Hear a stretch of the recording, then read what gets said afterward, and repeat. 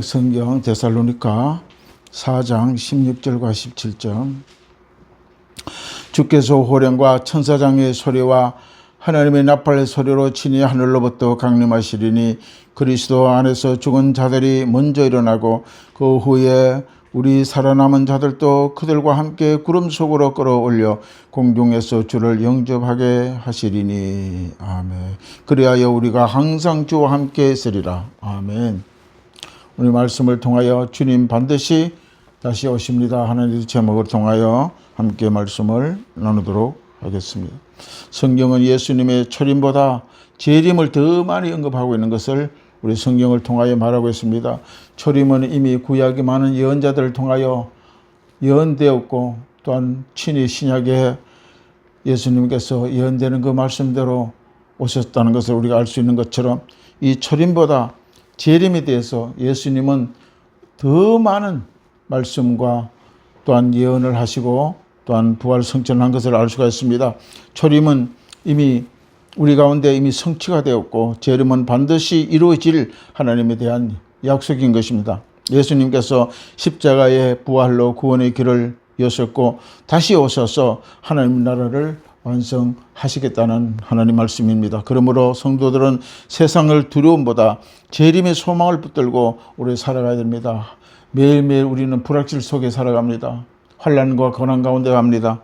이런 가운데서도 우리는 재림의 소망을 갖지 않으면 안 된다는 것입니다. 우리는 반드시 이 땅에서 예수를 믿고 또한 영생을 얻고 구원을 받아 천국의 백성이 되고 천국으로 가지만 다시 하나님께서 재림하실 때에 새로운 새 예루살렘에 우리의 꿈과 소망을 붙들고 살아가야 한다는 것입니다. 오늘 이 말씀을 통하여 첫째, 재림은 하나님의 확실한 약속이라는 사실을 우리 잊어서는 안 되는 것입니다. 재림은 예수님이 계실 때에 계속적으로 말씀을 하셨지만 이 재림의 언급은 바로 하나님의 확실한 약속이라 하는 것을 기억해야 됩니다. 하나님의 약속은 1.1도 변함이 없다는 것임을 말미암아 재림도 반드시 이루어진다는 것입니다. 초림도 하나님의 많은 예언자 선지자들 통하여 예언한 말씀이 반드시 이루어졌고, 또한 오신 그 예수님은 부활하시고 승천하셨고 다시 오시겠다는 약속하시, 바로 우리가 이 약속을 믿어야 된다는 것입니다. 천사들은 승천하시는 예수님을 바라보는 제사들에게 이렇게 말씀합니다. 예수님이 오셔서 부활 후에 40일 동안 제사들과 함께 또 복음을 전가하고 공생애를 다 마치고 승천하실 때에 많은 제자들과 갈릴리 사람들이 쳐다보고 하늘을 본 그것을 성경은 기록하고 있습니다. 오늘 사도행전 1장 11절에 이르되 갈릴리 사람들아 어찌하여 서서 하늘을 쳐다보나 너희 가운데서 하늘로 올려진 이 예수는 하늘로 가심을 본 그대로 오시리라 하였느니라. 아멘. 너희들이 육의 눈으로 본 그대로 예수님이 다시 오시겠다고 천사는 말하고 있는 것입니다. 예수님은 우리의 죄를 위하여 십자가에 죽으신 후 3일 만에 다시 부활하시고 40일 동안 제자들과 함께 계시다가 승천하실 때에 고린도전서 15장 6절에 이렇게 증거하고 있습니다. 바울은 이렇게 고린도 교회 성도들에게 예수님의 부활의 확실성을 기록하고 있는 것입니다. 고린도전서 15장 1절 형제들아 내가 너희에게 전한 복음을 너희에게 알게 하노니 이는 너희가 받은 것이요 또 그 가운데 선 것이라. 너희가 만일 내 전한 그 말을 굳게 지키고 헛되이 믿지 아니하였으면 그로 말미암아 구원을 받으리라. 내가 받은 것을 먼저 너희에게 전하였노니 이는 성경대로 그리스도께서 우리의 죄를 위하여 죽으시고 장사 지낸 바 되셨다가 성경대로 사흘 만에 다시 살아나시고 게바에게 보이시고 후에 12 제자에게와 그 후에 500여 형제에게 일시에 보이셨나니 그 중에 지금은 대다수가 살았고 어떤 사람은 잠들었으며, 이렇게 많은 성도들이 보는 가운데 하늘로 부활 승천하심을 갈릴리 사람들이 그들이 승천한 그 시점에 하늘만 쳐다보고 있었는데, 이때 흰옷 입은 두 사람이 그들 가운데 서서 이렇게 말합니다. 갈릴리 사람들아 어찌하여 서서 하늘만 쳐다보고 있느냐. 너희 가운데 하늘로 올려오신 이 예수는 하늘로 가신 본 그대로 다시 오시겠다고 재림을 천사들이 증거하고 있는 것입니다. 예수님은 친히 약속하셨습니다. 요한복음 14장 3절에 살아계실 때 공생의 시절에 말씀하신 것으로 봅니다. 예수님의 약속대로 하나님을 우편에 가셔서 그의 너희에 위하여 거처를 예비하면 내가 다시 와서 너희를 내게로 영접하여 나 있는 곳에 너희도 있게 하리라. 원래 예수님이 계셨던 곳에서 우리와 함께 있었다는 것입니다. 이렇게 명확한 재림을 약속하고 있는 말씀을 우리는 분명하게 확실하게 증거하고 또한 믿고 나가야 된다는 것입니다. 하나님의 약속은 결코 변치 않습니다. 초림에 이루어진 것처럼 재림도 초림처럼 이루어진다는 것을 우리가 믿어야 됩니다. 이 재림은 대하여 구약은 이미 예언되었습니다. 구약 재림에 대한 예언을 한번 봅니다. 다니엘서 7장에 인자 같은 이가 영광 가운데 오시는 모습을 보여주고 있습니다. 스가랴 14장에도 보면은 예수께서 여호와께서 다시 오셔서 온 세상을 다스릴 것을 예언하고 있습니다. 다니엘서 7장 13절에 보면 내가 또 밤 환상 중에 보니 인자 같은 이가 하늘 구름을 타고 와서 옛적부터 항상 계신 이에게 나아가 그 앞에서 인도되매 그에게 권세와 영광과 나라를 주고 모든 백성과 나라들과 다스리는 언어를 말하는 모든 자들이 그를 섬기게 하였으니 그의 권세가 소멸되지 아니하는 영원한 권세요 그의 나라는 멸망하지 아니할 것이라 이렇게 증거하고 있습니다. 또한 스가랴 선지자는 스가랴 14장 3절에 그때 여호와께서 나아가서 그 이방 나라들을 치시되 이 왕의 전쟁의 날에 싸운 것 같이 하시리라. 그날은 바로 여호와의 날입니다. 심판의 날입니다. 그의 발이 예루살렘 앞 곧 동쪽 감람산이 시온산입니다. 감람산에서 서칠 것이요 강남산은 그 한가운데 동서로 갈라져 매우 큰 골짜기가 되어 산 절반을 북으로 절반은 남으로 옮기고 이렇게 기록하고 있습니다. 이사야 11장 6절에 이렇게 또 말씀 예언하고 있습니다. 이사야 11장 1절의 말씀에 이미 예수 그리스도의 탄생과 메시아됨을 예언하는 말씀으로 오실 구원자는 오실 예수님의 탄생을 예언하고 있습니다.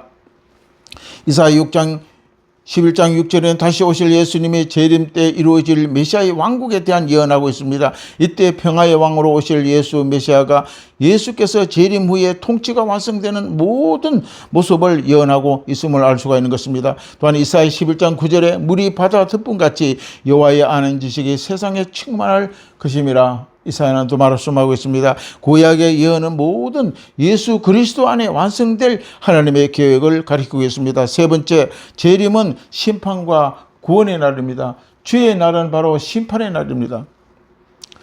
우리에게는 구원의 날이기도 합니다. 예수께서 다시 오셔서 양과 염소를 나누듯이 모든 사람을 심판하신다고 마태복음 25장에 상세하게 예수님을 말씀하고 있는 것입니다. 재림하실 때에 신약 성경에 명확하게 주의 날을 심판하고 또한 구원의 날에 대해서 말씀하고 있다는 것입니다. 성경의 예언들이 모두 성취되었고 이제 그리스도의 재림은 마지막 때의 약속입니다.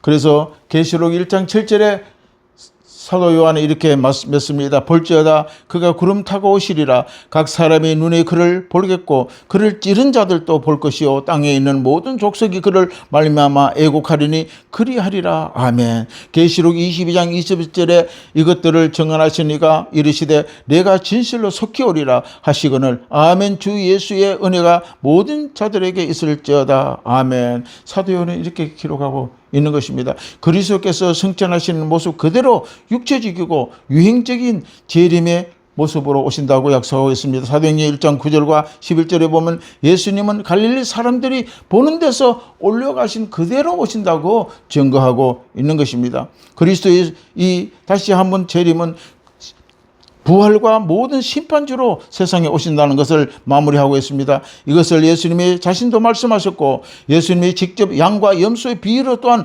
마태복음 25장 5절에 31절까지 말씀하고 있습니다. 요한복음 5장 22절에 아버지께서 아무도 심판하지 아니하시고 심판을 다 아들에게 맡기셨으니 그러니까 예수를 구주로 믿지 않는 자는 심판 가운데 들어갑니다. 예수는 오실 때에 재림주, 심판주로 오신다는 것입니다. 바로 이러한 죽은 자와 산 자의 재판장으로 정하신 자 곧 이 사람이 증언했다. 이 사람이 바로 예수 그리스도를 말합니다. 다시 오실 예수님은 심판주로 오신다는 말씀을 우리는 성경의 여러 군데에 언급하고 있는 것을 알 수가 있는 것입니다.